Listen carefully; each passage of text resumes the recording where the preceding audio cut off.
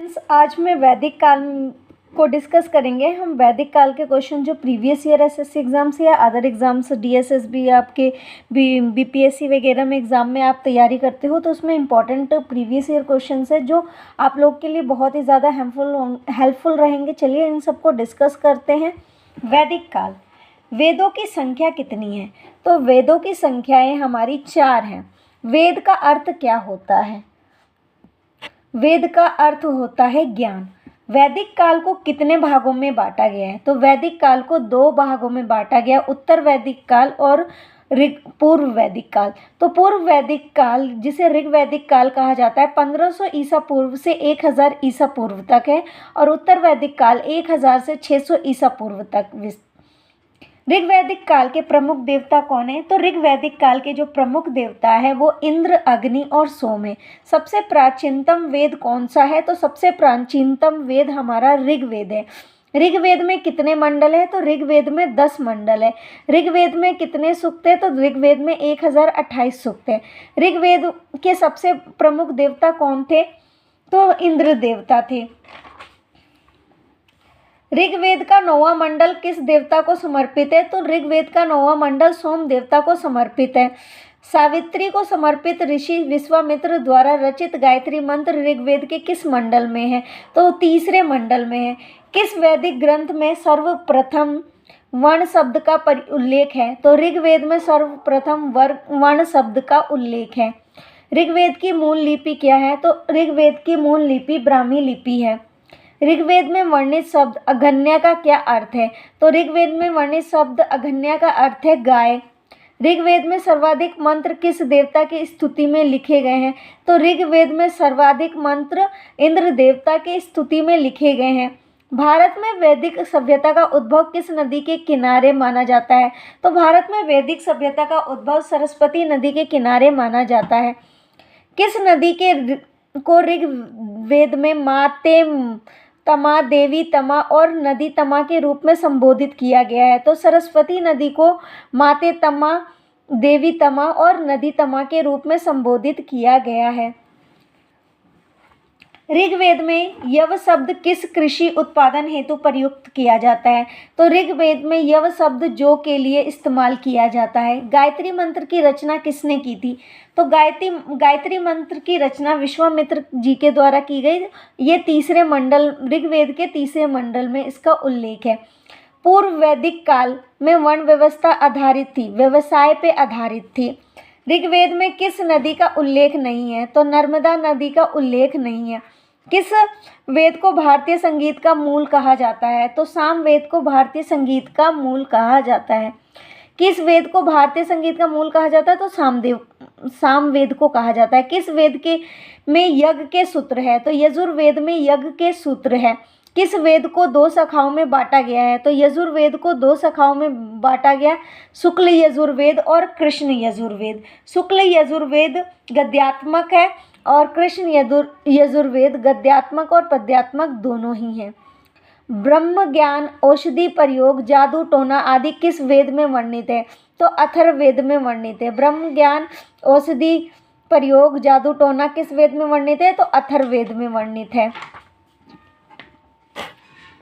त्रयी नाम है 3 वेदों का। कौन सा वेद वेद त्रयी का भाग नहीं है? तो अथर्ववेद वेद त्रयी का भाग नहीं है।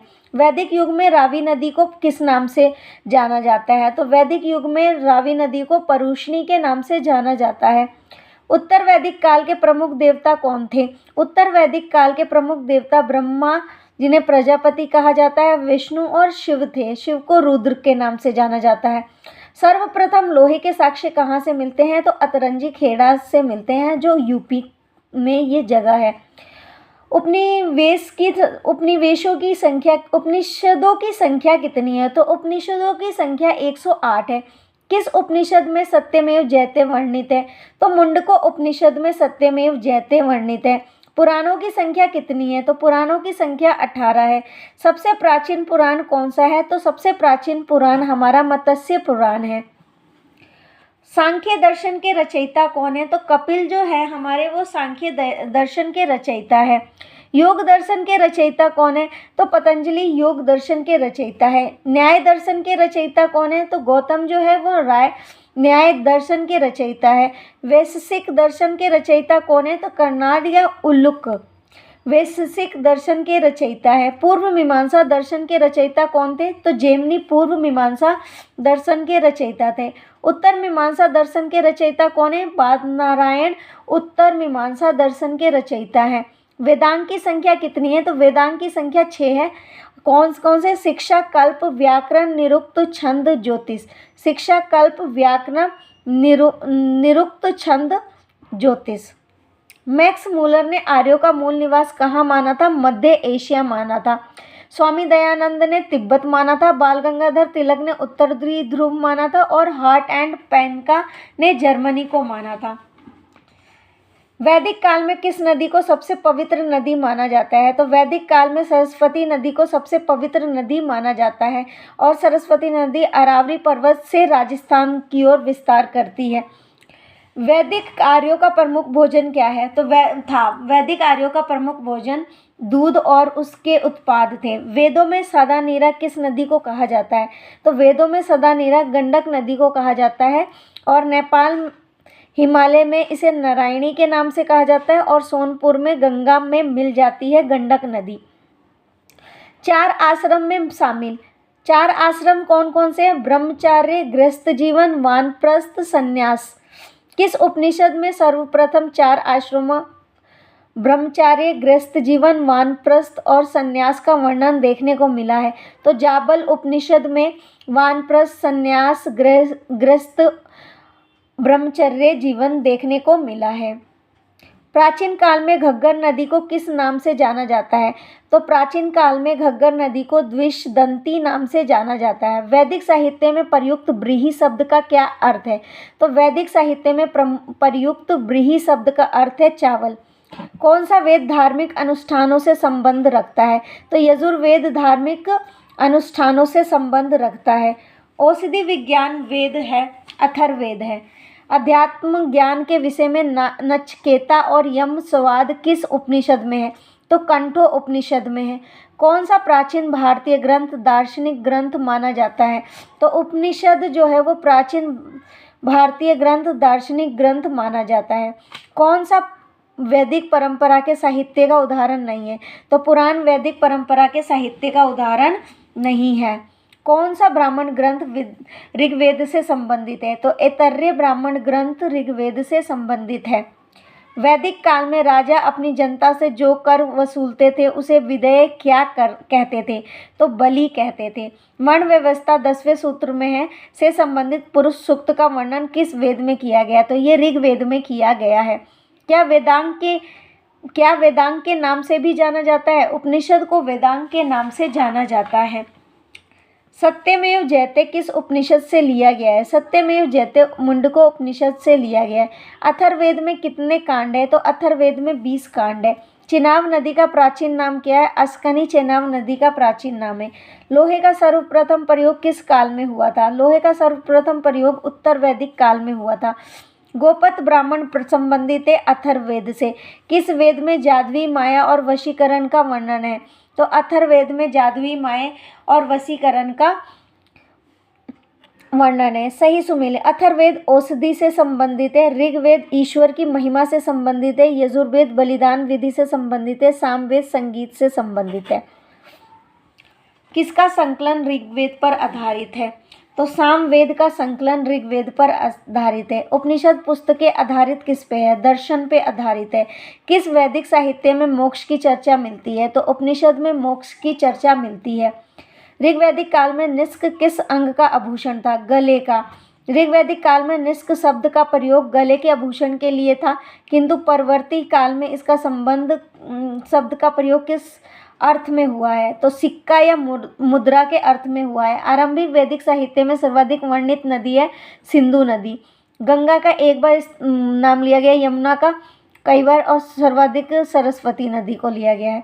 किसने आर्यों के आदि देश के बारे में लिखा है? तो बाल गंगाधर तिलक ने आर्यों के आदि नाम को देश के बारे में लिखा है। वैदिक नदी कुंभा का स्थान कहाँ निर्धारित होना चाहिए? अफगानिस्तान में। प्रसिद्ध 10 राजाओं का युद्ध किस नदी तट पर लड़ा गया था? तो रावी, जिसे परुष्णी के नाम से कहा जाता था। सही सुमेलित। ऋग्वेद जो है वो ऋग्वेद में ऐतरेय ब्राह्मण है। सामवेद का पंचविंश से रिलेटेड है। यजुर्वेद शतपथ ब्राह्मण से रिलेटेड है। अथर्ववेद गोपथ ब्राह्मण से रिलेटेड है, संबंधित है। भारत के किस स्थान की खुदाई से लोहे के धातु के प्रचलन में प्राचीनतम प्रमाण मिले हैं? तो अतरंजी खेरा से प्राचीनतम प्रमाण मिले हैं।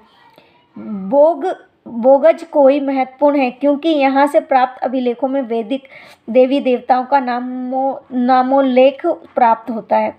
14वीं सदी ईसा पूर्व का एक अभिलेख जिसमें आर्यों के ईरान से भारत में आने का सूचना मिला था, तो बोगज कोई से आर्यों के आने का उल्लेख मिला था।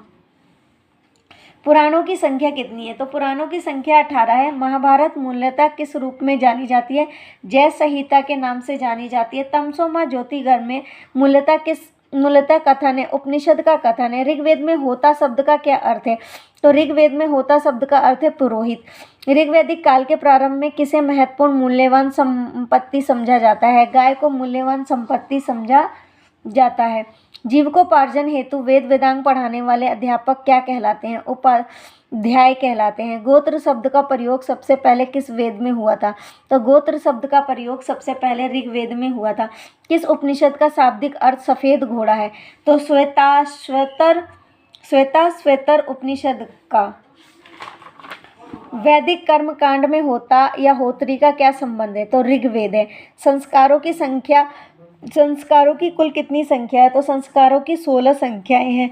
गंडक नदी को प्राचीन काल में किस नाम से जाना जाता है? तो गंडक नदी को प्राचीन काल में सदानीरा के नाम से जाना जाता है। किस नदी के नाम का उल्लेख ऋग्वेद में केवल एक बार हुआ है? तो गंगा नदी का उल्लेख ऋग्वेद में केवल एक बार हुआ है।